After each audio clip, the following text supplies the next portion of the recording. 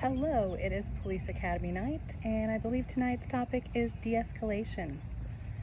I really don't feel like going. I'm tired, my allergies are kicked up, but I've committed and I'm gonna go since I signed up for the class. There's statistics out there that say a police officer that has faith-based anything in their life are less likely to commit suicide within their career.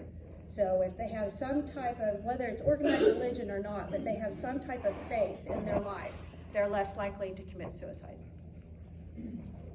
So what do you guys think our current stress that cops are dealing with today? Mental illness. Mental illness, like us, or people we deal with? Probably both. What else? Yep. Anything else? Long hours. Huh? Long hours for sure. So officers being attacked. Yes, you are correct. So officers being attacked, as I said, I think 4 U.S. Marshals, or killed, 2 U.S. Marshals and 2 officers killed over this last weekend, and 4 other officers injured on a search warrant. Shift work, there's those long hours.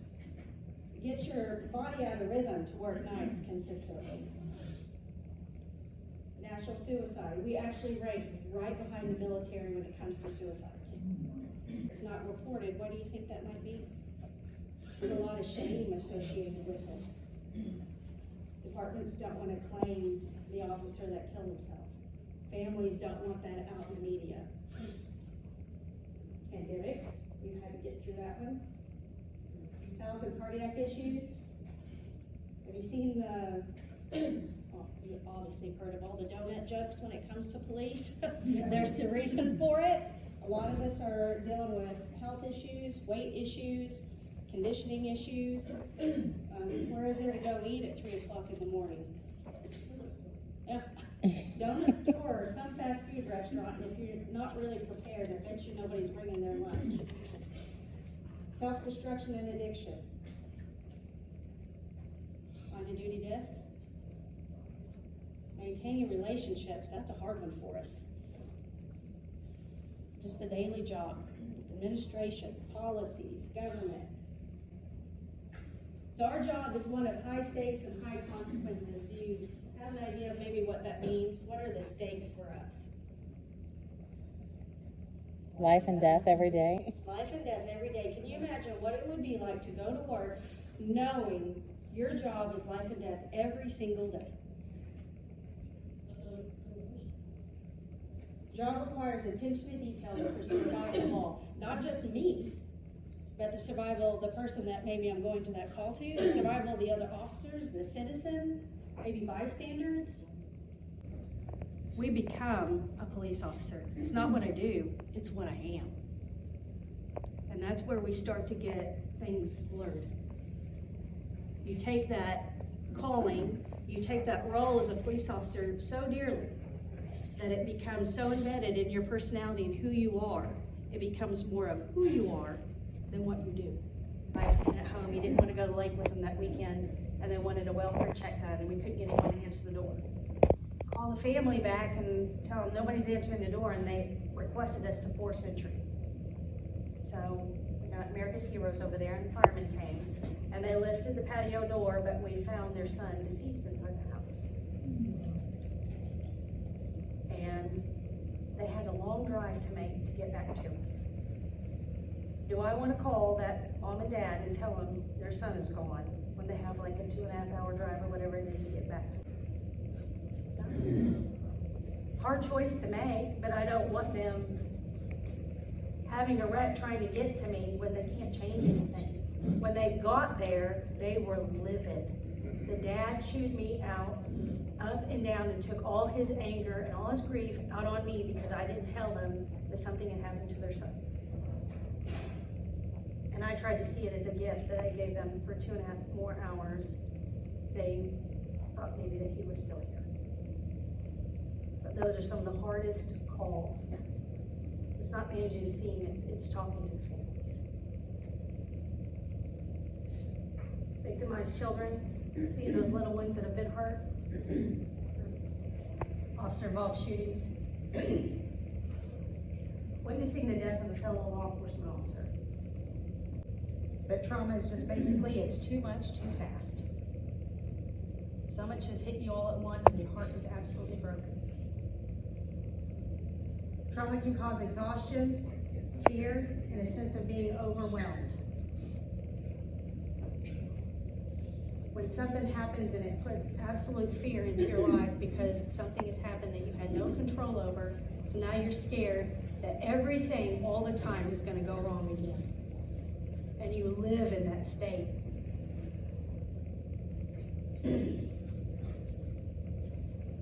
Cumulative trauma can lead to low productivity, feeling foggy, and wondering how to make sense of different waves of emotion all in the same day. 1 minute I'm okay, the next minute I'm not. Cumulative trauma.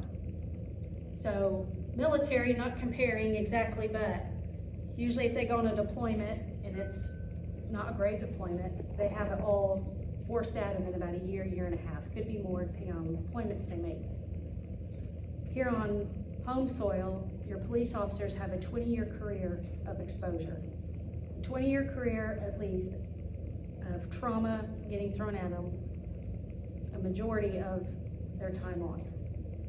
In little bits and in big bits. We call it little trauma, big trauma, but it's all the same. Because what could be something small for me might be really huge for you. It's just, life experience, what you've been exposed to, what you might relate it to. Oh, she looks like my daughter. And then all of a sudden it's taken a whole new toll from, because I've related it to something personal in my life.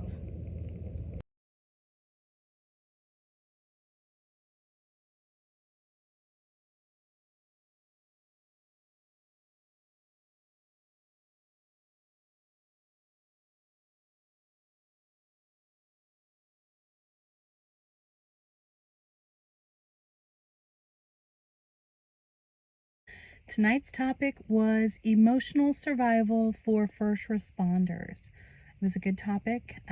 One of the lieutenants, she led the class and talked about a lot of aspects I don't think about, or a lot of people don't think about for first responders and for especially law enforcement.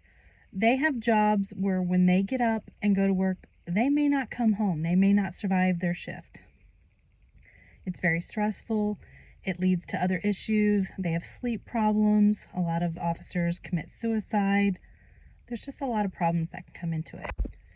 I don't think anybody can argue that law enforcement do have very stressful occupation. They're always on. You're on high alert the whole shift.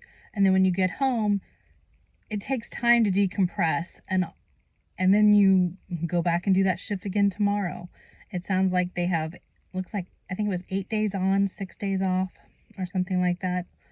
So you're always high stress and anxiety because you're basically on edge for a lot of the time. So we talked about some of the things that they do to cope and how they survive basically high stressful shifts, how they get to interact or correspond and communicate with their families and other family members and friends. I was just incorrect on what I thought we were talking about tonight. But it happens. Because why? Because I'm human. And it happens. I make mistakes, and I'll probably do it again. Thanks for listening. Thanks for watching.